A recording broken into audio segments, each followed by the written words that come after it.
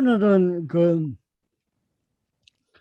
패러다임 이야기를 좀 하였고, 패러다임의 이야기를 하면서 가라마의 해석학 이야기를 잠시 좀 하고, 그러면 오늘은 유대교, 그 기독교의 예수님 당시에 기독교의 탄생의 배경이었던 유대교, 또 그리고 첫 번째 패러다임에서 이야기하는 묵시문학, 유리교와 묵시문학에 대한 이야기를 잠시를 하겠습니다. 그래서 오늘 주로 패러다임에 관한 이야기가 주가 되어 있고, 패러다임 이야기를 하면서 저는 해석학 이야기를 잠시 하려고 합니다. 그리고 하기 전에 제가 오늘 여러분들에게 참고 도서를 여러분들에게 소개를 시켜드렸는데, 이거는 제가 이 책을 시켜드릴 때마다 또 보람이 되는 게, 사서 읽으시라는 게 아니고, 이런 책들이 있다. 여러분들이 또 여유가 되시고, 또 시간이 되시면 이런 책도 한번 읽어보시라고 권하는 책이니까 굳이 꼭 이 책을 사야 한다. 이렇게는 그렇게 생각하지 마시고, 그렇게 생각을 해서 제가 책을 소개시켜 드리도록 좀 덜 부담이 됩니다. 꼭 사는 이야기는 전혀 아닙니다. 첫 번째 책은 가라마의 주제라고 할 수 있는 진리와 방법이라는 책이 두 권으로 지금 번역되었습니다. 이 진리와 방법은 이 가라모의 해석학의 내용이 무엇인가를 알 수 있는 책이 바로 이 진리와 방법이라는 책인데 1권, 2권으로 되어 있습니다. 그래서 또 해석학에 있어서 가라마가 중요한 이유는 제가 보기에는 가라마 이전에 해석학하고 가라마 이후의 해석학이 구분될 수 있는 중요한 또 해석학에 있어서 중요한 포인트가 바로 이 가라마라는 학자입니다. 그래서 가라마 책을 해석학에 관심 있는 분은 꼭 이 책을 보셔야 하는데, 해석학에 관심이라기보다는 제가 조금 이따가 말씀드리면 신학은 어떤 면에서 해석학이라고 할 수 있습니다. 신학 모든 인문학의 방법이 바로 이 해석학이라고 이야기를 합니다. 그리고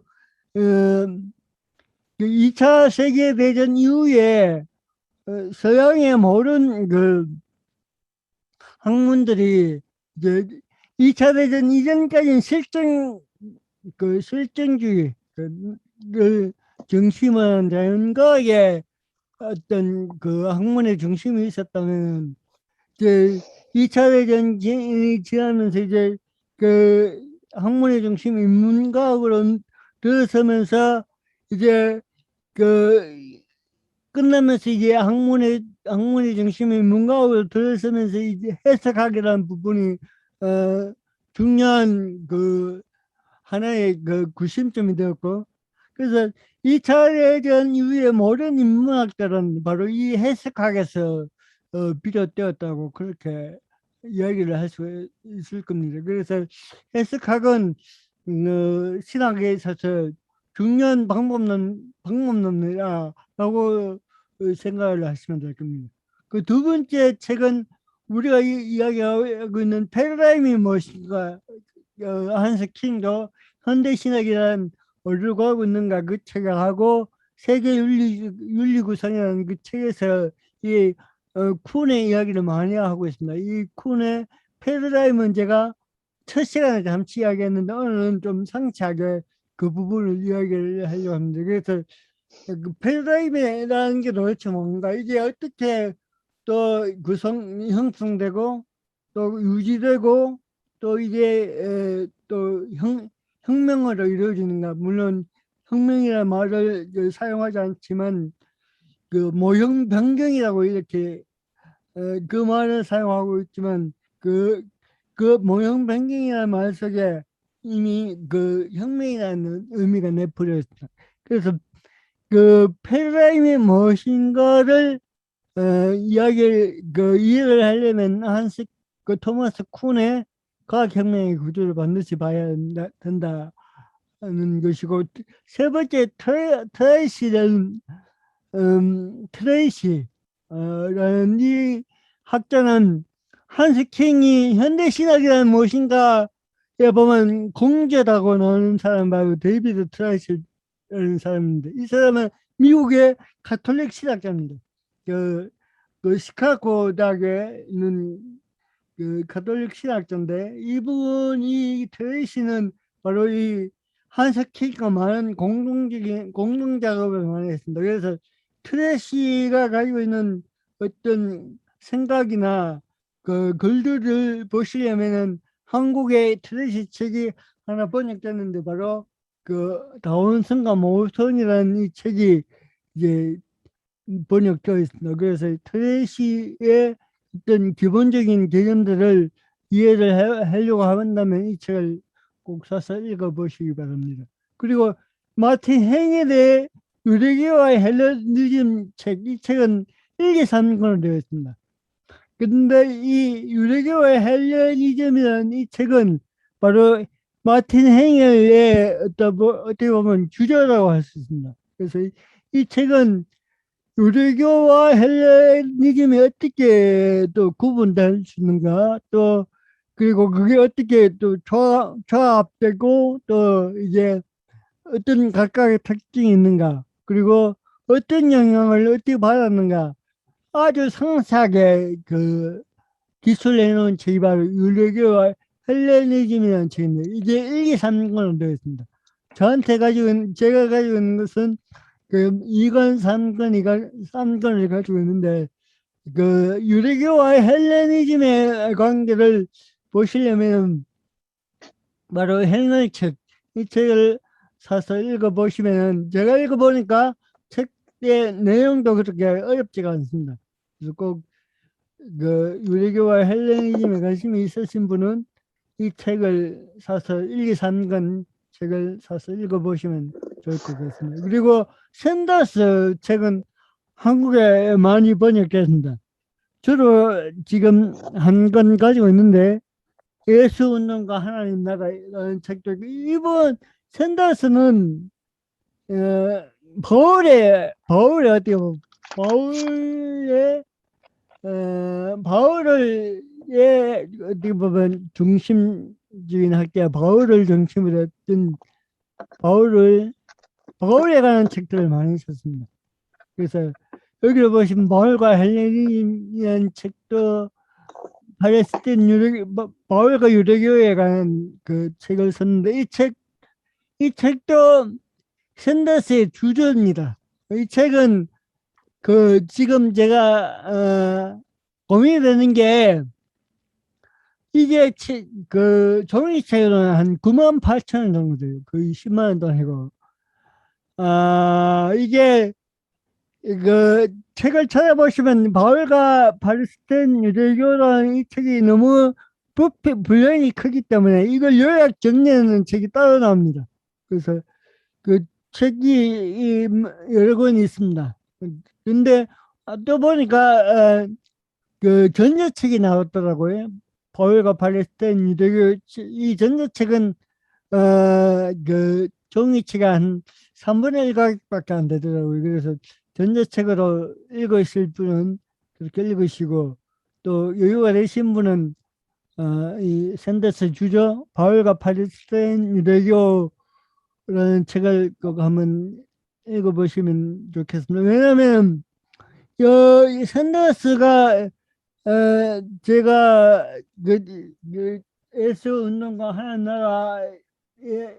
나라는 이 책을 읽으면서도 봤고, 그리고 바울과 바리새인 유대교에서 그 이야기를 다루고 있습니다만, 그 성전의 유대교의 중심인 그 누구예요? 저 한스 킹은 그 유대교의 핵심을 이야기하는 데 있어서 성전을 이야기하지 않는데, 그 이 다른 학자를 보면 그 유대교의 핵심 중에 하나가 바로 성전의 문제인데 그 성전의 문제를 아주 상세하게 다루고 있는 사람 학자 중에 한 사람이 바로 이 그 샌더스입니다. 그래서 거의 한 100페이지 가량을 아마 그 성전에 관한 뭐 이야기를 하고 있습니다. 그래서 예수님 당시에 예수님과 성전에 관한 관계 또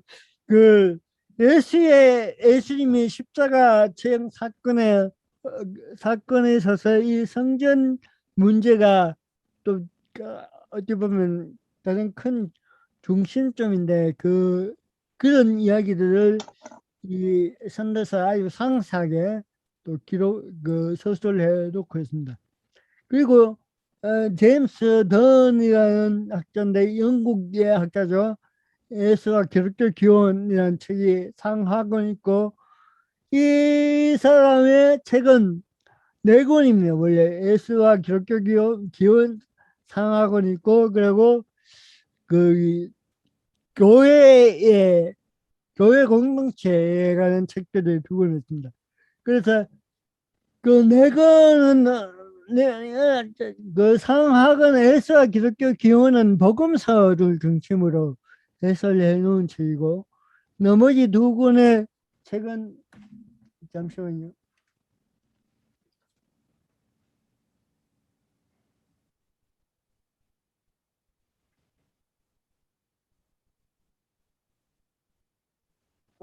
교회의 기원이라는 책입니다. 그것도 상하권 됐는데 예수와 기독교의 기원이라는 책이요. 이게 상하권도 있고 초기 기독교 교회의 기원이라는 책들이 열두 부피가 분량이 정해졌네.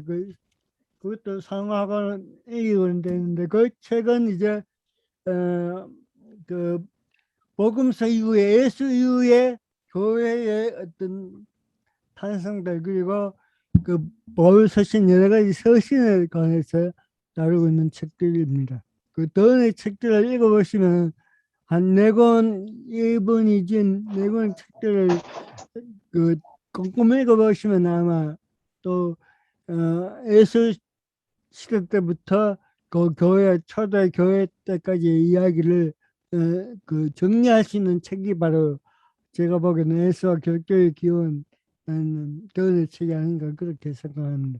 그리고 드롭네라는 이 가톨릭 신부인데요. 가톨릭 학자입니다. 교부학이라는 책이 있습니다. 이 책도 오래된 책인데 오래된 책인데 이 교부학에 보시면 그 사도시대 이후에 교부들이 많죠. 그 초대교회 시대 때 그 교부들의 문헌들을 정리하고 소개해 놓은 책입니다. 그러니까 우리가 그 초대교회에 관한 그 이야기를 좀 많이 알지만 어떤 교부가 어떤 자료를 내놓은 것도 그런 걸 우리가 잘 모를 경우에 있는데 이 책을 보시면 상세하게 그 교부들의 어떤 그 문헌들을 소개해주고 있는 책입니다. 이 책, 여기 있는 내용도 잠시 시간이 되면 나중에 다룰 겁니다. 저기 한세킹의 그리스도교를 읽어보시면 여러 가지 예령 이야기가 많이 나오고 교부 문헌들 이야기를 지금 오늘 우리가 다루려고 했던 거기에 보면 여러 가지 그 문헌들이 많이 나오는데 그 문헌들을 정리해 놓은 책이 바로 이 책입니다. 교부학이라는 책. 이 책을 보시면 그런 문헌들에 관한 내용들을 소개받을 수가 있습니다. 그리고 불트만이 지은 기독교 초대교회 형성사라는 이 책이 있습니다. 이 책은 이렇게 얇은 책인데요. 이게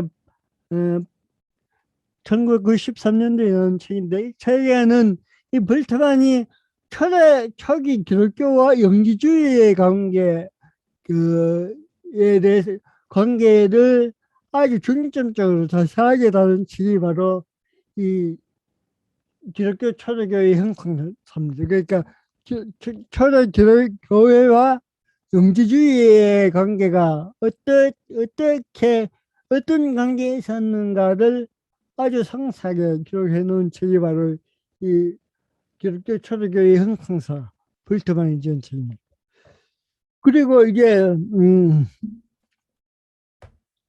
예수시대 예루살렘와의 팀 에레미야서가 지은 책인데 이 책은 내용이 어떤 내용이 있느냐면 그 당시에 사회 구조 예수 당시에 예루살렘의 사회 구조가 어떻게 형성됐는가 어떤 사회 구조로 이루어졌는가를 여러 가지 문헌을 통해서 정리한 책이 바로 이 책입니다. 그래서 이 책에 보시면은 그 당시에 그 예루살렘 예수시에 있었던 계층들 그리고 계급들 그리고 직업들 그리고 여러 가지 경제적인 문제들 여러 가지 사회 예수님 시대 때 여러 가지 사회 현상들 사회 구조들 그리고 그런 것도 아주 상세하게 이제 기록한 책이 바로 예수 시대의 예루살렘이라는 책입니다. 이 책은 한국신학연구소에서 나온 책입니다. 그래서 여기에 보시면 그 예수 시대의 예루살렘 기독교 초대교 형성사 교부학 예수학 기독교의 기원 그 행해부터 시작해서 계속 밑에 있던 책들은 바로 초대 기독교의 기원에 관한 초대 기독교에 관한 기독교가 어떻게 형성되었는가에 관한 책들이 바로 행할 책부터 시작된 여러 가지 책들입니다. 그래서 이 책들은 여러분들이 교회를 이해하고 또 그 신약 성경을 이해하는 데 있어서 아마 그 바탕이 될 수 있는 책들인데 한번 유심히 보셨다가 또 참가했으면 좋겠습니다. 오늘 이제 패러다임 이론을 참 잘 탄데요. 결국 2번 전이라 이게 이 그림은 이해하시면 오늘 그 우리가 하려고 했던 패러다임이 어떤 성격인가 또 어떤 문제인가를 그 이해를 할 수 있는 그림이 바로 이 그림입니다. 결국 이거는 서양 철학에 있어서 또 중심적인 문제고 또 오늘날 그 학문에 있어서 또 하나의 중심 기본적인 어떤 구조라고 볼 수 있죠. 그러니까 주체와 객체의 문제고 또 우리가 나라는 그 자아가 나라는 주체자가 나를 둘러싸고 있는 모든 어떤 대상들 그 대상들 속에는 어떤 사건도 있을 거고 또 텍스트도 있을 거고 또 뭐 자연과학이라면 어떤 물질도 대상이 되겠죠. 그 물질과 나와는 어떤 관계가 있는가에 대한 문제입니다. 그래서 이제 여기서 이제 중요하게 이제 다루어지는 것들이 이제 인식론 부분인데 결국 나를 둘러싸고 있는 모든 대상들을 내가 어떻게 이해하는가의 문제죠. 그게 어떻게 이해하는가의 문제가 곧 지식의 문제고 인식의 문제고 또 해석의 문제라는 거죠. 어떤 사건을 해석한다. 그게 바로 역사의 문제 아닙니까? 그리고 어떤 텍스트를 읽고 내가 이해한다는 것은 거기에는 해석의 과정이 이제 들어있는 거죠. 그 해석의 과정들은 이제 우리가 이제 현대 해석학이라고 이야기할 수 있는 줄리아 에르방아부터 시작되는데 슬라이머의 해석은 바로 이런 겁니다. 우리가 어떤 텍스트를 가장 올바르게 이해한다는 것은 무엇이냐 하면은 그 텍스트를 지은 그 저자가 어떤 생각을 가지고 있습니까? 또 어떻게 살았는가? 또, 그 저자를 이제 파악하게 되면은, 저자를 이해하게 되면은, 우리는 그 저자가, 그, 그 만들어낸 텍스트를 올바르게 이해할 수 있다라고 했던 게 바로 이제 이 슬라이머의 해석하기 가한 기본적인 그 핵심이죠. 근데 거기서부터 이제 어떻게 보면 현대 해석하기 하기 이제 그때 거기서부터 이제 태동되었다고 볼 수 있습니다. 그 자연과학도 이 구조 속에 있습니다. 어떤 물질을 이제 실험하고 연구하고 관찰하는 것도 우리가 그 물질에 대한 어떤 어떻게 그 물질이 형성되고 어떤 반응을 하고 이 모든 것들은 음, 바로 우리의 해석의 작업이라 그렇게 볼 수가 있다는 겁니다. 그런 의미에서 우리 나들 둘러싸고 있는 모든 어떤 대상들을 이해하고 알고 파악하고 또 인식하고 또 하는 모든 것들은 해석의 작업이라고 그렇게 볼 수 있습니다. 그러니까 해석을 거치지 않는 그 어떤 인식은 없다는 거죠. 내가 어떤 것을 안다는 것은 이미 나의 어떤 그 내 속에 있는 어떤 것들 통해서 이제 해석된 과정 속에서 아는 것이지 그런 해석된 과정이 없이는 우리가 나를 둘러싸고 있는 모든 대상에 대해서 알 수 없고 또 이해할 수 없다. 그게 이제 기본적인 어떻게 보면 우리의 삶의 구조라고 볼 수가 있습니다.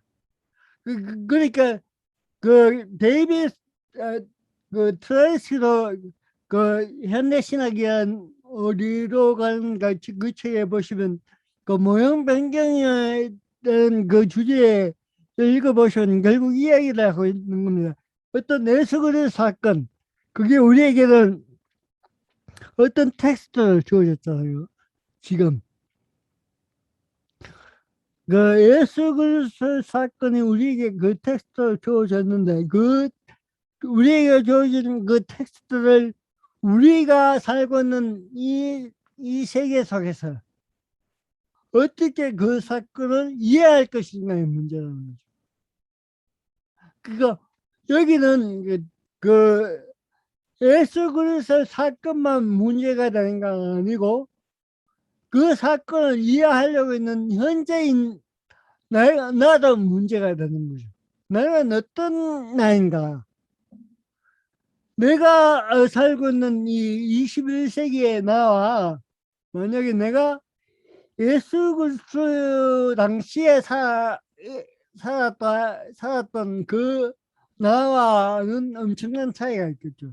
그러니까 그 예수 그리스도 당시에 살았던 내가 봤던 그 예수 그리스도 사건에 대한 이해와 오늘 21세기를 살고 있는 내가 이 사건을 바라보는 이해와 의미는 다르다는 거죠.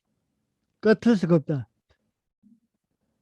그러니까 모든 게 이겁니다. 이거. 그러니까 시대마다 예수 그리스도 사건이라는 이 사건 자체는 변화되지 않지만 이 사건을 이해하는 것은 시대마다 또 시간마다 또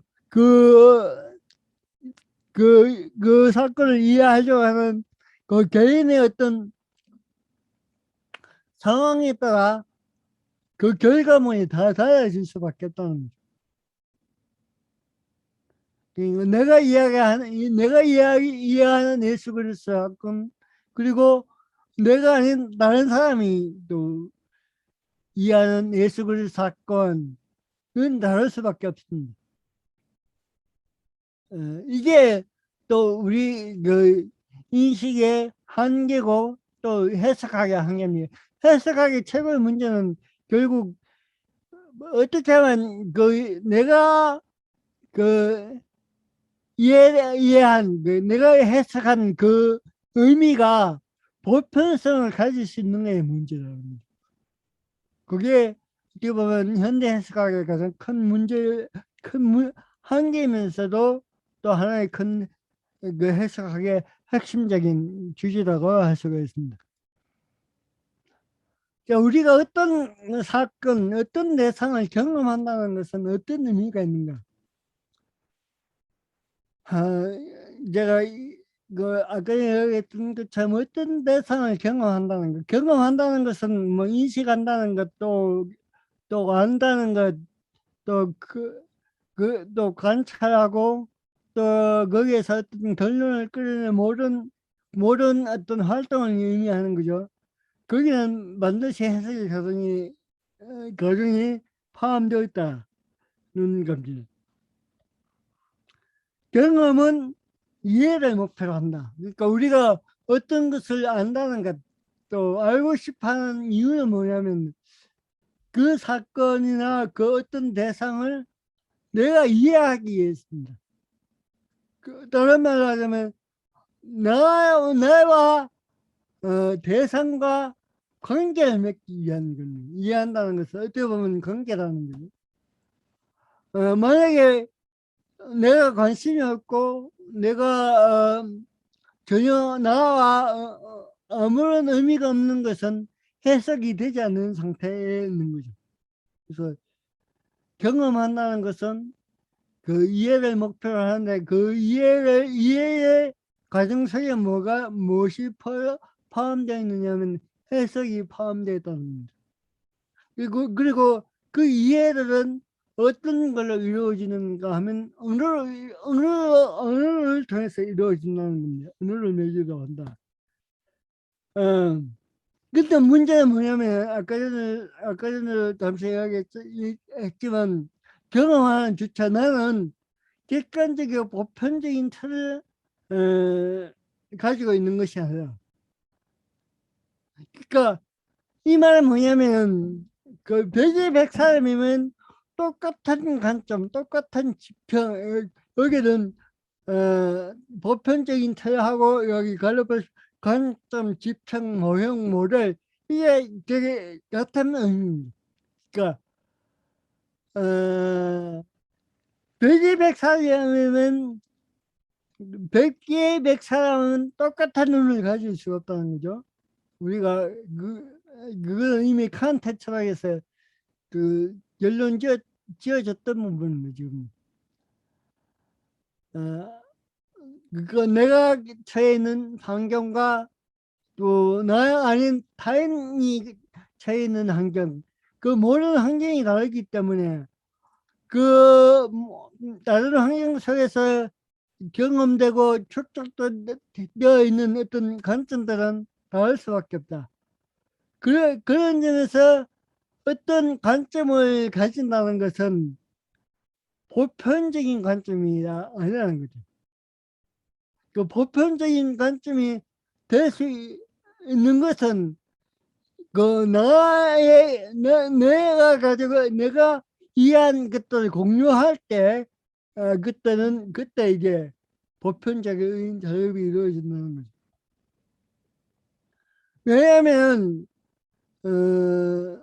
내가 살고 있는, 내가 누리고 있는 어떤 그 역사적인 환경, 사회적인 환경, 여러 가지 조건, 그 삶의 모든 것들이 다르기 때문입니다.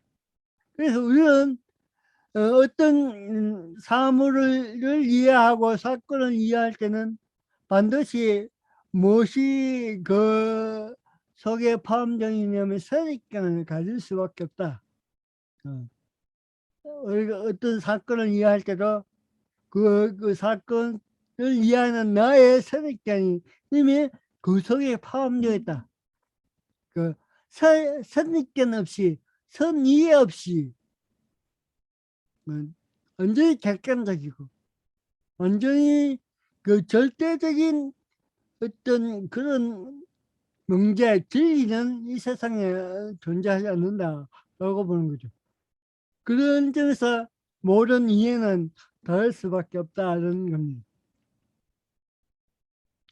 근데 여기서 이제 문제가 되는 건 뭐냐면 내가 이해하고 있는 게 맞느냐. 내가 어떤 대상을, 어떤 사건을 이해하는데 그 사건을 내가 이해하는데 내가 지금 그 이해하고 있는 게 맞느냐. 내 의식 구조는 그러면 내가 이해하고 있는 이 구조, 이 틀은 또 이 내가 가지고 있는 이 선입견은 정당한 것인가? 그걸 이제 우리가 검증해 봐야죠. 만약에 내가 이미 가지고 있는 어떤 선입견이나 내가 가지고 있는 모든 어떤 관점이나 틀이 만약에 이게 왜곡되어 있을 것이라면은 내가 어떤 대상을 알고 경험하고 이해하는 모든 결과물들은 왜곡된 결과물을 가질 수밖에 없다는 겁니다. 왜냐하면 이미 나는 왜곡되어 있는 상태에 있었기 때문이죠. 그래서 그러면은 이제 이 부분을 자기의 어떤 해석하기 주제로 삼고 있는 겁니다. 우리가 가지고 있는 이 선입견, 그러면은 그 지평이라고도 이야기하고 있는데, 내가 가지고 있는 이 지평은 정당한 것인가? 아니면 왜곡되어 있는 것을 이 가라면은 묻고 있는 거죠. 그래서 해석하기에 있어서 반드시 이제 검증돼야 될 문제가 뭐냐면 내가 가지고 있는 어떤 틀, 지평, 또 모형, 관점 이런 것들이 정당한가를 먼저 물어야 한다는 겁니다. 페어랜드 바로 이겁니다. 그러니까 어떤 관점들, 개인들이 가지고 있는 그 관점들이 하나의 집단의 관점이 되는 것. 그게 바로 이제 패러다임이라는 거죠. 그래서, 한서 킹은 글쓰기한 책 99쪽에 보시면 이렇게 이야기하고 있습니다. 그때 현존하는 공동사회 구성원들이 공유하는 신념, 가치, 행동 방식, 내 총체적인 상황을 이제 패러다임이라고 규정하고 있습니다. 여기 보십시오. 그때 현존한, 그러니까 지금 항상 해석의 문제는 지금의 문제죠. 현재의 문제입니다. 현재의 내가 아니면 내가 속해 있는 그 공동체가 어떤 신념을 가지고 있는가, 또 어떤 가치와 어떤 행동 방식을 통해서 어떤 사건을 바라보고 이해하는가의 문제라는 거죠. 그래서 공동사회의 구성원들이 보편적으로 가지고 있는 어떤 가치, 신념, 관점, 이게 바로 다름 아니면 패러다임이라는 겁니다. 그걸 이제 콘도 이런 입장에서 이제 패러다임을 이야기하고 있습니다. 어, 패러다임의 문제가 이제 대두되게 된 이유는 콘에 있어서 어떤 과학에 있어서는 과학에 전과적인 진리가 있는 게 아니고 진리의 근사치를 찾아가는 과정으로서 이제 자연과학을 이해하기 시작했던 겁니다. 왜냐하면 그, 그 뭐냐, 뉴턴으로부터 시작된 그 근대 자연과학이 이제 아인슈타인의 상대성 원리를 통해서 뉴턴 시대 때 그리고 뉴턴 시대 때 어떤 질기라고 법칙이라고 이해했던 모든 어떤 구조나 그 결과물들이 그 아인슈타인의 상대성 이론이 이제 그 시행되면서 이제 이 모든 구조와 결과물들이 무너지고 자연과학의 를 통해서 그 해석해야 하고 그 실험을 통해서 그 결과로 도출했던 것은 법칙이고 진리라고 이야기했던 모든 것들이 이제 진리가 아니고 법칙이 아니고 또 그게 이제 이 그 상대성 원리가 이제 활발해지면 활발해질수록 그 보편적으로 나왔던 명제나 어떤 법칙들이 깨어지고 그게 환경에 따라 또 구조에 따라 조건에 따라 모든 결과물들이 이제 상대화되니까 그 이전까지 자연과학의 모든 법칙들은 불변하지 않는 법칙이라고 이야기했던 건데 이제 이 상대성 원리가 이제 들어서면서 이제 그 활발해지면서 이제 그런 모든 어떤 관념들이 깨지기 시작했다는 거지. 음, 그래서 그 자연과학에서 말하는 명제 그리고 법칙도 한계가 있다. 그것도 일정한 조건에서 이루어지는 어떤 명제와 법칙이지. 일정한 조건을 넘어서게 되면 거기도 분명한 모순이 존재하고 또 다른 결과를 도출해낼 수 있다. 라는 게 이제 지금 그 자연과학의 지금 현대의 자연과학의 또 하나의 어떤 큰 흐름이라고 본다면 결국은 이 모든 자연과학에서 나오는 결과되는 모든 명제들 그리고 모든 법칙들도 이제 그 자연과학의 사회 그 공동 자연과학자들의 어떤 공동의 그 신념에서 나오는 결과물들이 그게 절대적인 법칙이 될 수 없다. 그래서 거기에서 어떤 이제 거기서 이제 어떻게 그런 모형이 변화가 되느냐면 그 어떤 그 실험과 관찰을 하는 데 있어서 기존의 어떤 방식대로 할 때 오류가 생기기 시작할 때부터 이제 그때부터 이제 새로운 모형이 이제 서서히 삭트기 시작한다. 그렇게 이제 쿠는 보는 겁니다.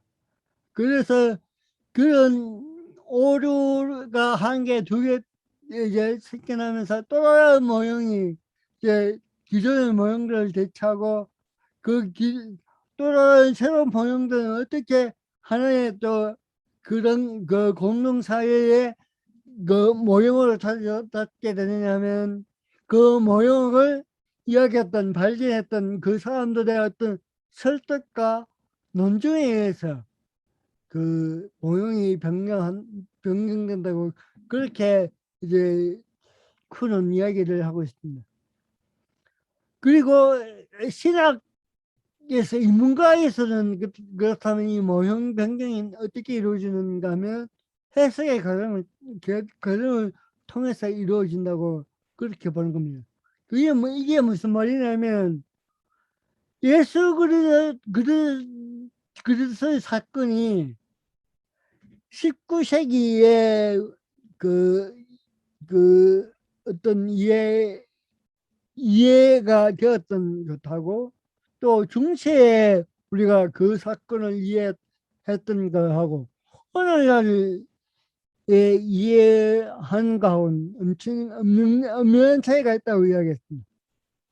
그 차이가 있는 것은 아까 얘기했던 것처럼 그 사건이 변화되는 게 아니고 그 사건을 바라보는 나의 삶의 모든 환경들이 변화가 되고 나의 입장이 나의 그 이치가 변경됐기 때문에 그리고 내 어떤 가지고 있는 사고가 변경됐기 때문에 이루어지는 겁니다. 다시 말해서 이런 예를 들면 이런 거죠. 코로나 이전에 그 우리가 어, 이해했던 교회나 예배에 대한 그 이해하고 코로나를 겪으면서 우리가 지금 우리가 바라보는 교회 또 그 이해하는 예배에 대한 관점들은 엄연히 차이가 있고 차이가 날 수밖에 없는 겁니다.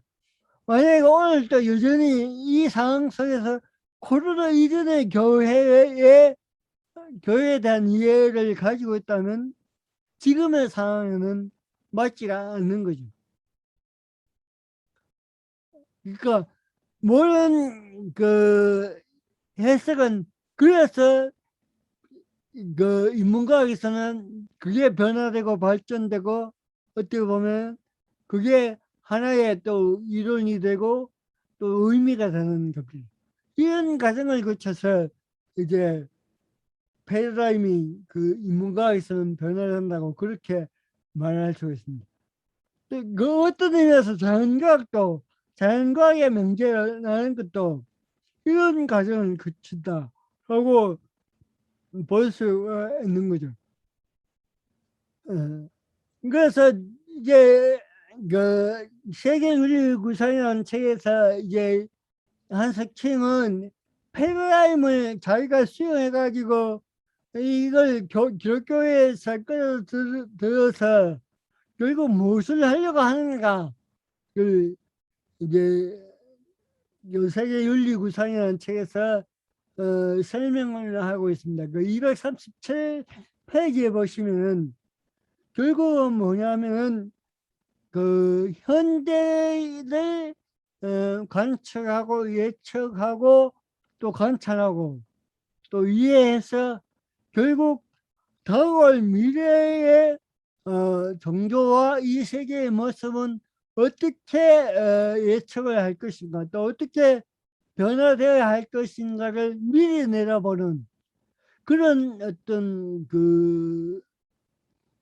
선이해를 가지기 위해서 이 사람은 한석清패러다임을 수용해서 과거에 있었던 그 사건을 이제 어떻게 정확하게 바라보고 또 그걸 또 진단하고 그, 그 진단을 통해서 오늘 현재에 나타나는 문제점이 무엇이고 이 문제점을 해결하기 위해서 또 어떤 방향으로 나아가야 할 것인가를 이제 그 예측하기 위해서 이 패러다임을 수용한다고 그 세계 윤리구상에서 밝히고 있습니다.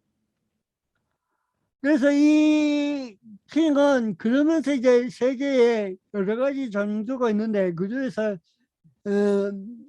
세계의 종교를 이제 이 가지고 오는 그 이야기를 하려고 하는 이유는 뭐냐면은 이 세계의 종교는 어떻게 보면 한 뿌리인데 그 시대의 변화를 거치면서 이게 분화되고 발전되고 지속되고 있는 상태이면서 또 이 세계 역사에 또 일정 부분 역할을 하고 있는 종교가 바로 이 세계의 종교라고 이제 보고 있기 때문에 이 세계 종교가 걸어왔던 어떤 패러다임들을 분석해서 앞으로 미래로 나가야 할 이 세계 종교의 모습은 어떤가를 어떻게 이제 그 모습이 변화되어야 하는가를 그 이야기를 하려고 한 게 바로 그 유대교, 이슬람교, 저 기독교라 그리스도교라 그렇게 볼 수가 있습니다. 그리고 이 모형들은 각시의 모형들은 그 단절되어 있는 것이 아니고 현재까지 그 영향들을 미치고 있으면서 또 예측 그래서 또 미래를 예측하게 만든다고 그렇게 이야기하는데 이게 무슨 말이냐면 여기서 우리가 구분되어야 될 게 뭐냐면 전통과 전통주의는 구분해야 합니다. 그 전통과 전통주의는 뭐냐면 전통이라는 것은 아까 전에 가라마의 이야기로 그 가라마의 말로 한다면 그 어떤 선입견, 지평이라고 이야기할 수 있고 이 전통주의는 그 그런 선입견 그 어떤 지평이 아니고 그 기존의 어떤 해석을 변경시키지 않고 유지하려고 하는 게 바로 전통주의.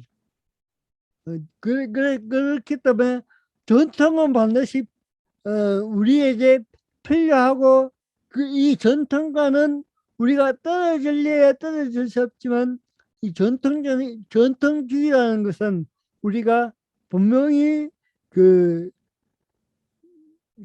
직시해야 되고 우리가 여기 이 전통주의에 대해서는 항상 어떻게 보면 비판적인 입장을 취해야 한다는 게 바로 또 한스 킹이 이야기하고 있는 이야기를 그렇게 하고 있습니다. 또 이 세계의 종교를 보는 이야기하려고 하는 이유는 바로 어떻게 보면 모든 인간이 가지고 있는 종교는 어떤 구원의 가능성, 다시 말해서 인간의 그 인간답게 사는 삶이 무엇인가에 집중하고 있다. 그걸 다른 말하면 구원의 기도라고 하는데 결국 그 구원의 기도라는 게 뭐냐면 인간답게 사는 세상 뭐 그런 구조 그런 걸 이제 한마디로 이야기하면 인간화라는 거죠. 그 인간화를 하고 있기 때문에 우리가 종교를 이야기하고 또 이 세 가지 종교를 이야기할 수밖에 없다. 그렇게 한스 킹은 이야기를 하고 있습니다. 그래서 이 한스 킹은 첫 번째 패러다임을 이야기하면서 이제 유대교와 또 이제 묵시문학을 그 이야기를 하고 있습니다. 그 유대교의 시작은 한스 킹은 유대교라는 책에 보시면 시작이라는 책에 보시면 그 우리가 이야기했던 걸 이야기하고 있습니다. 지난주에 이야기했죠.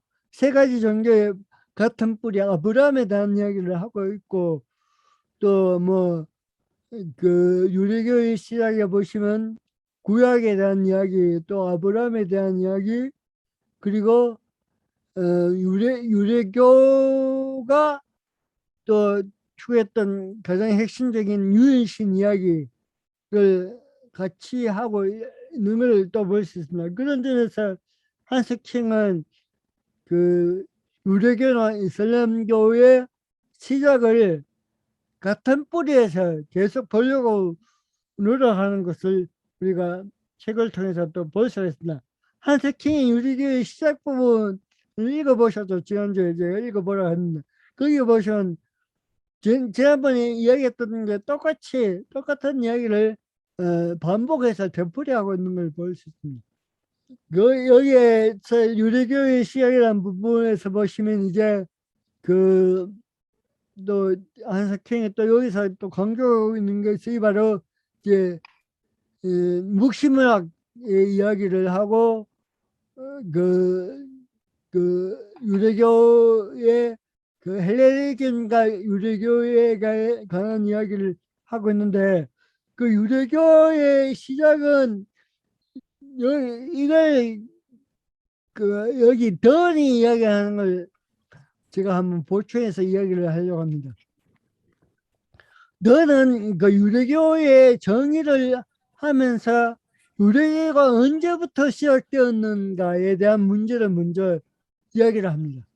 그 학자들마다 이 유대교가 에스라 이후에 그 바벨론 포로기 이후부터 시작됐는가 아니면 바벨론 포로기 이전부터 시작됐는가 아니면 그 헬라의 그 침입으로부터 이제 유대교가 시작됐는 여러 가지 그 이론들이 많고 설들이 많은데 결국은 이 너는 이 유대교의 시작을 어떻게 보느냐면 제2성경기다 하면 포로기 이후라 포로기 이후 그 에스라 느헤미야 그 성경에는 이야기하는 그 스룹바벨 성전 그 주전 6세기 후반부터 주전 70년까지의 어떤 그 사상 그 종교를 바로 이 유대교라고 유대교의 태양이라고 그렇게 저는 보고 있습니다.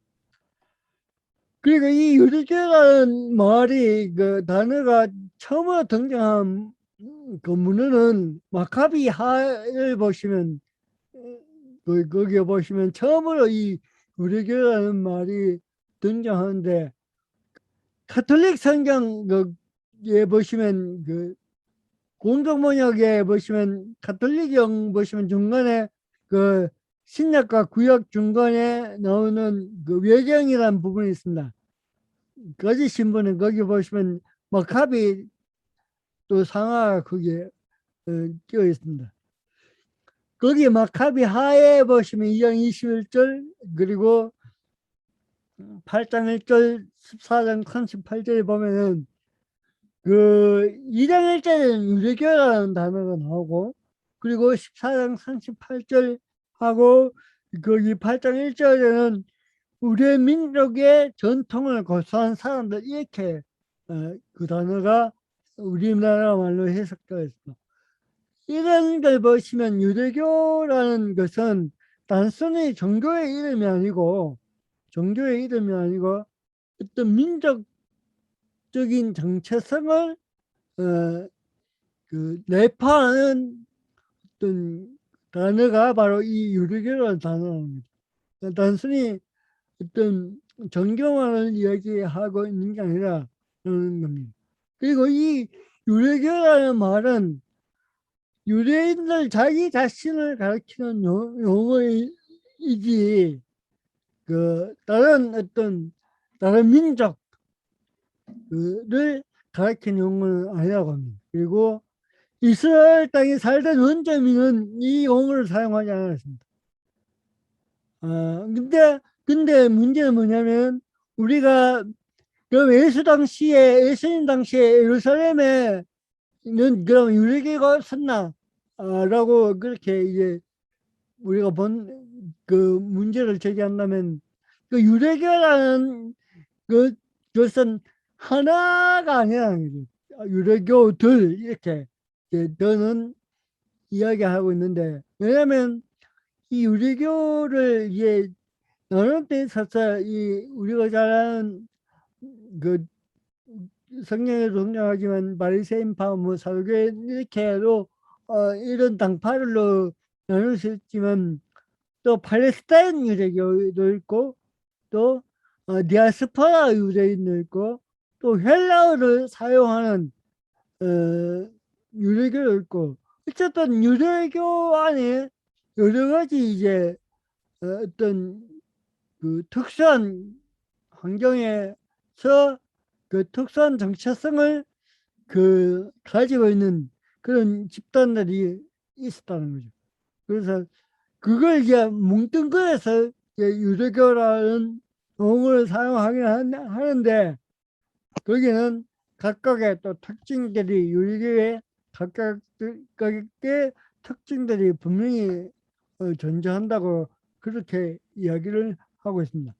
유대교를 이제 여러 가지 유대교들 하나를 이제 통일시키는 게 뭐냐면, 이제 한석행은 지난주에 이야기했죠. 뭡니까?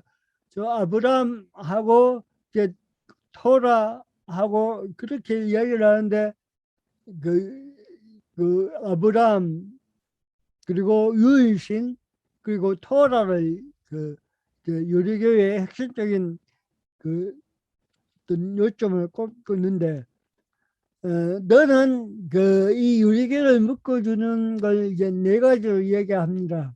성전, 또 유일신은 같은 거고, 토라, 그리고 선택, 하나님의 백성이라는 거. 그래서 여기서 선택이라는 이 개념에 있어서 이제 너는 또 하나를 여기서 상세하게 구분하는데 뭐냐면은 유대교와 이스라엘을 구분합니다. 그 유대교라는 용어와 이스라엘이라는 용어를 구분합니다. 그 유대교라는 것은 어떤 의미를 내포하고 있느냐면 민족적이고 종교적인 정체성을 표현하는 말이 유대교라는 것이고, 이스라엘이라는 이 말은 어떤 인종이라는 말보다 하나님의 은총에 의해서 선택받은 집단.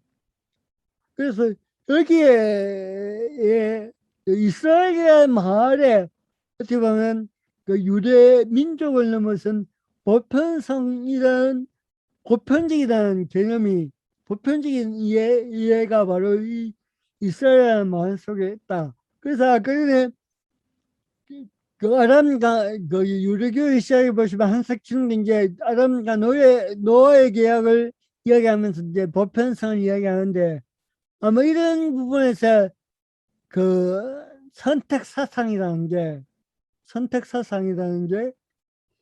하나님의 은총에 의해서 선택받은 민족이라는 그 개념 속에는 이제 이 계약이란 그 개념도 포함되고, 계약이라는 이해가 포함되는데, 그 계약이라는 그 이해는 바로 어떻게 보면 유대교에서 이해하는 그 어떤 범주보다 넓게 바라볼 수 있는 그 용어, 개념이 바로 이스라엘 민족, 이스라엘이라는 그 개념이다, 그 단어다.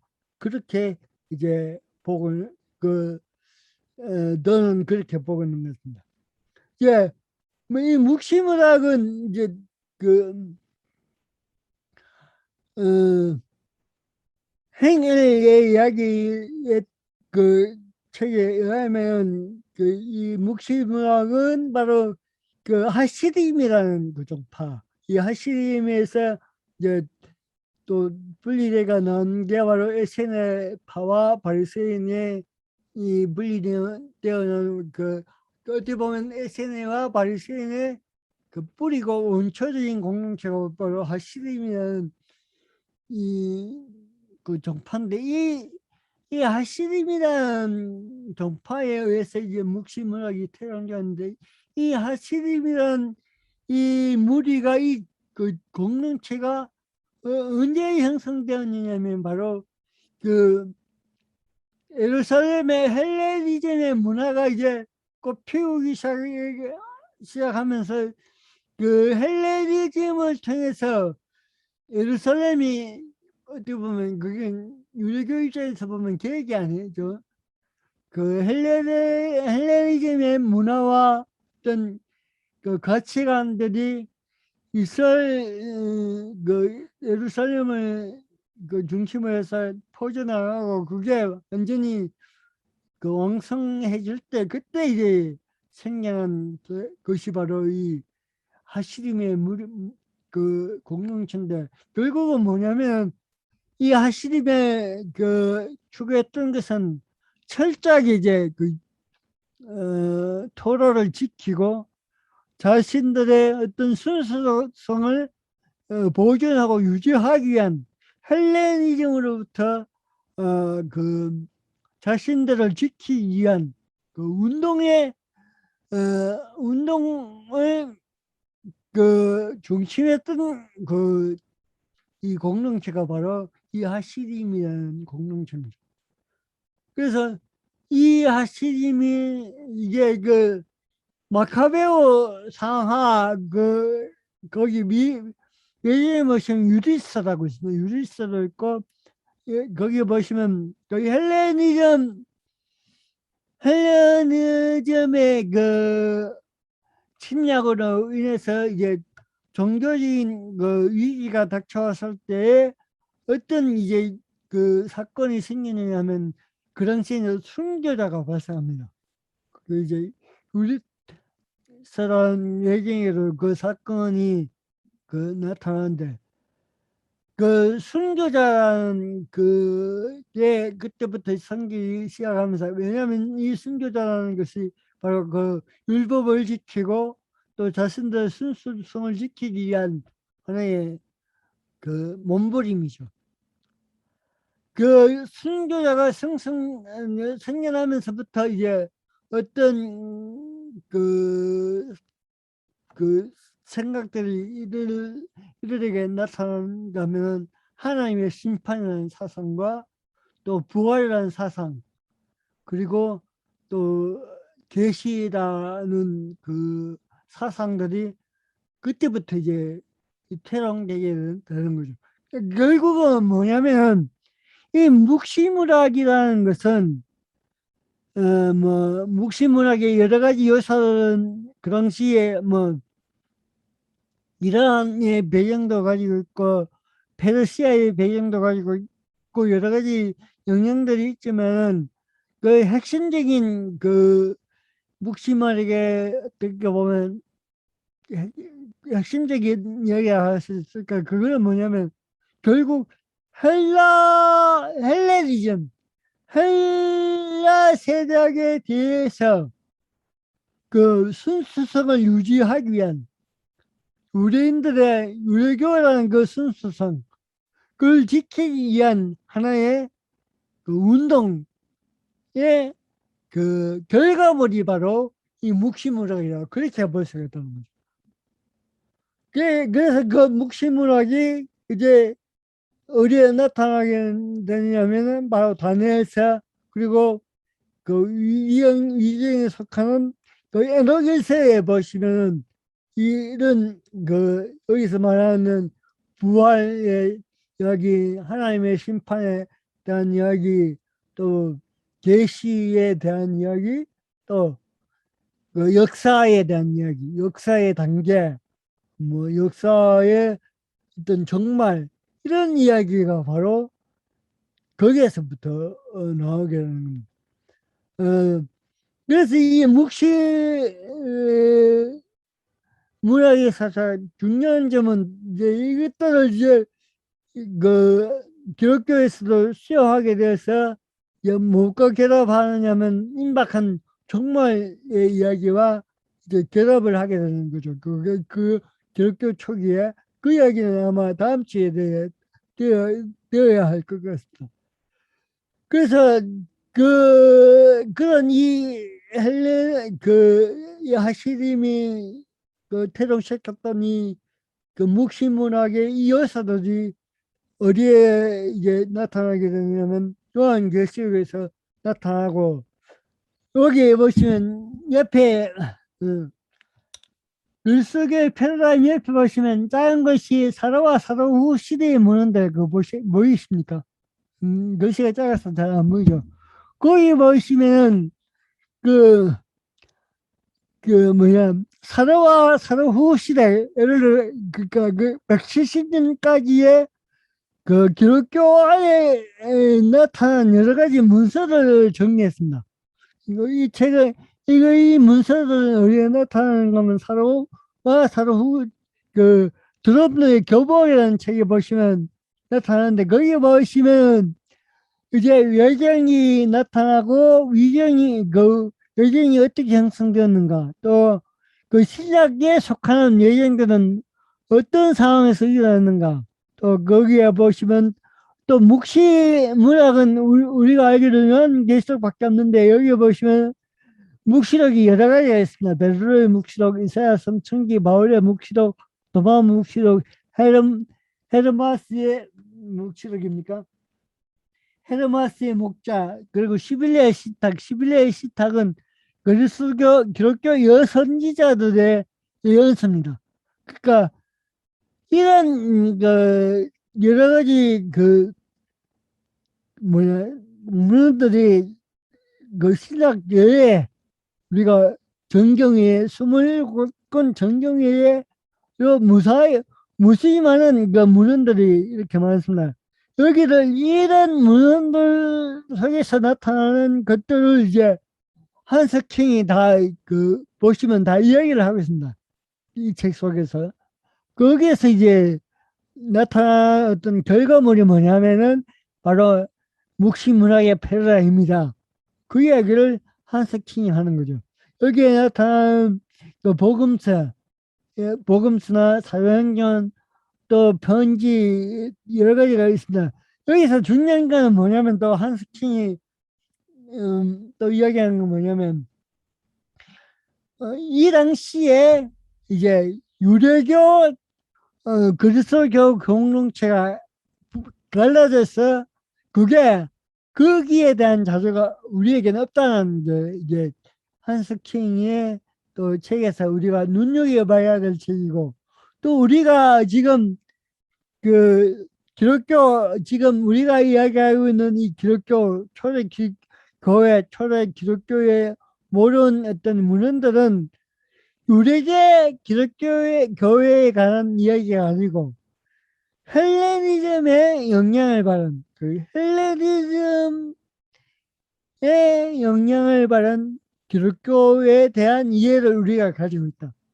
엄밀히 말해서 유대교 기독교가 가지고 있는 그 어떤 영향은 그 당시에 이미 사라진 상태다라고 이야기하는 것입니다. 그래서 우리가 그런 부분에서 또 우리가 기독교를 이제 또 역사를 풍부하게 하려면 바로 이 당시에 없어졌던 사라졌던 유대계 그리스도 공동체를 한번 그 파헤쳐보는 것도 기독교 역사를 또 풍부하게 하게 하는가 하는가 그렇게 또 이제 한스킹은 설명하고 있습니다. 그래서 이 묵시문학과 유대교가 또 이제 초대 교회를 형성하는 그 패러다임인데 그러면 유대교와 묵시문학에서 기독교는 어떻게 형성되었는가는 다음 주에 또 이야기를 하려고 합니다. 오늘은 여기까지만 이야기를 하겠습니다.